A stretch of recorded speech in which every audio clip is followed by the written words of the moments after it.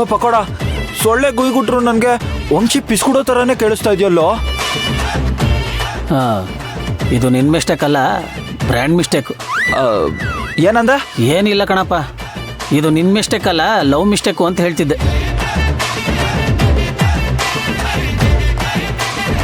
ಅಯ್ಯೋ, ಇವನು ಹೇಳಿ ತಲೆ ತಿಂತವನಲ್ಲ. ಸೊ ಹೆಂಗಪ್ಪ ಬಚಾವಾಗೋದು? ಪಾಯಿಂಟ್ಸ್ ಬೇರೆ ಹಾಳಾಗೋಗ್ತಿದೆ, ಇವನು ಬೇರೆ ಬಿಡ್ತಿಲ್ಲ. ನಾನು ಇಷ್ಟು ಕರೆದ್ರು ಅವನಿಗೆ ಗೊತ್ತಾಗ್ತಾನೆ ಇಲ್ವಲ್ಲ.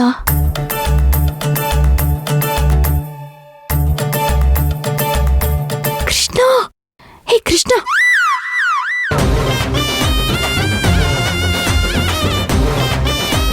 ಇದೇನಿದು?